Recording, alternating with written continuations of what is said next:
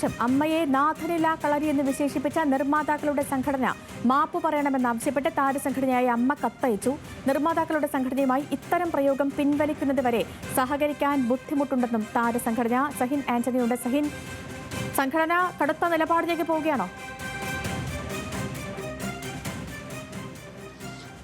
അങ്ങനെയാണ് മനസ്സിലാക്കേണ്ടത്. സേതു, കഴിഞ്ഞ ദിവസമാണ് നിർമ്മാതാക്കളുടെ സംഘടന വാർത്താസമ്മേളനം നടത്തിയത്. ഇതിനിടയിലായിരുന്നു നിർമ്മാതാവ് സുരേഷ് കുമാർ ഇത്തരത്തിലൊരു പ്രയോഗം നടത്തിയതും.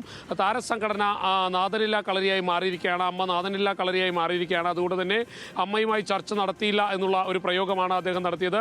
ഇതിനെതിരെയാണ് താരസംഘടനയായ അമ്മ രംഗത്ത് വന്നിരിക്കുന്നത്.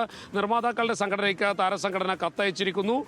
ഈ നാഥനില കളരി എന്നുള്ള പ്രയോഗത്തിന് മാപ്പ് പറയണമെന്നുള്ളതാണ് ഇവരുടെ ആവശ്യം. അല്ലെങ്കിൽ താരസംഘടന ഇനി നിർമ്മാതാക്കളുടെ സംഘടനയുമായി സഹകരിക്കാൻ കഴിയില്ല എന്നും അവർ വ്യക്തമാക്കിയിട്ടുണ്ട്. മാത്രമല്ല, ഇപ്പോൾ താരസംഘടനയ്ക്ക് നാഥന്മാരുടെ എണ്ണം കൂടുതലാണെന്നും ഈ കത്തിൽ വ്യക്തമാക്കുന്നുണ്ട്. സുരേഷ് ഗോപിയും മമ്മൂട്ടിയും മോഹൻലാലും എല്ലാവരും ഒറ്റക്കെട്ടായി നിൽക്കുന്നു എന്നുള്ളതാണ് ആ കത്തിൽ സൂചിപ്പിക്കുന്നത്. അതുകൊണ്ട് തന്നെ ഇത്തരത്തിൽ താരസംഘടനയെ പറഞ്ഞ് അധിക്ഷേപിക്കരുത് എന്നുള്ളൊരു ആവശ്യം കൂടി, അല്ലെങ്കിൽ അത്തരത്തിലുള്ള അധിക്ഷേപം പിൻവലിപ്പിക്കണമെന്നുള്ള ഒരു ആവശ്യം കൂടി അവർ മുന്നോട്ട് വയ്ക്കുകയാണ്.